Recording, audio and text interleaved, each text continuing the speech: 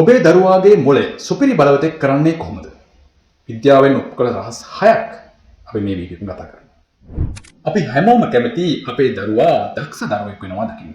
ඒත් කොහොමද මේ දක්ෂතාවය ඇති කරන්නේ කියන රහස බොහෝ දෙමාපියන් තාම දන්නේ නැහැ. මුලින්ම දෙමව්පියන් හැටියට මෙන්න මේ දේ මතක තියාගන්න. ඒ තමයි දැන් අපි ජීවත් වෙන්නේ 21 වන සියවසේ. 21 වන සියවසේ ඕන සුපිරි මතකයක් තියෙන දරුවන් නෙවෙයි ප්‍රබල මොලයක් තියෙන දරුවා. ස්නායු විශේෂඥ ආචාර්ය ලැන්ඩෝස්කි මේ පිළිබඳව අපට අමුතු රහස් 6ක් කියලා දෙනවා. ඔබේ දරුවා සුපිරි බලවේගයක් කරන්න මෙන්න මේ රහස් 6 ඔබට වැදගත් වෙයි. අංක 1. ලේසර් අවධානය. අලුත් යමක් ඉගෙන ගන්න නම් නියුරෝන අතර අලුත් මාර්ගයක් තනන්න ඕන. ඒ පාර හදන්න නම් ඒ මොහොතේ සියලු අවධානය ඒ වැඩේට යොමු කරන්නම ඕන.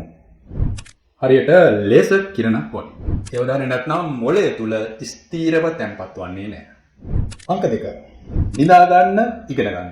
නිින්ද කියන්නේ නිකම් විවේකයක් නෙවෙයි. මේ තමයි මොළයේ මතක කර්මාන්ත ශාලාව. ඔබ දවල්ට ඉගෙන ගද්දී රැට නිින්දේදී මොළය විසින් පිළිවෙලට ස්ථීර මතකයක් විදිහට ගබඩා කරනවා. හරියට පුස්තකාලයක පොත් වර්ග කරනවා වගේ. ඒ නිසා හොඳ බින්දක් නැත්නම් ඊයේ ඉගෙන ගත්තේ අද මතක තියාගන්න බැරි වෙයි. අංක 3. ටික හැමදාම. විභාග ලඟ වුණාම පොත් ගොඩක් වට කරගෙන එක දිගට පාඩම් කරනවට වඩා හොඳ ක්‍රමයක් තියෙනවා. ඒ තමයි දෛනිකව ටික පාඩම් කිරීම. මේකට කියනවා පරතර බලපෑම.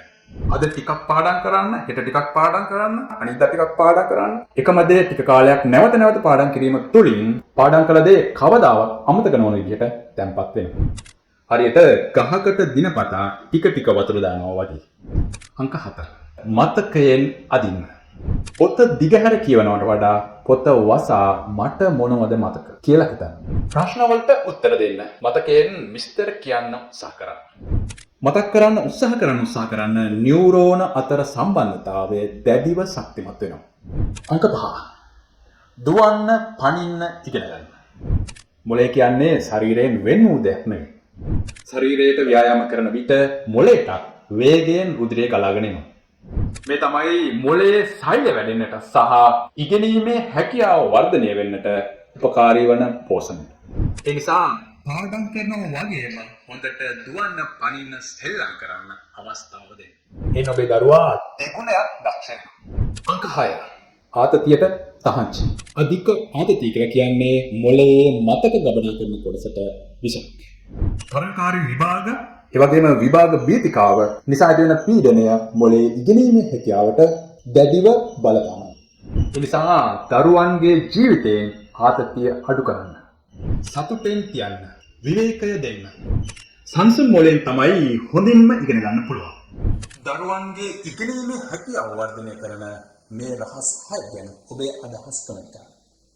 තව මෙවැනි ඔබේ දරුවන් වෙනුවෙන් ඔබට වැදගත් වන කරුණු සහිත වීඩියෝ නැරඹීමට අපගේ සමූහවලට එකතු වෙන්න.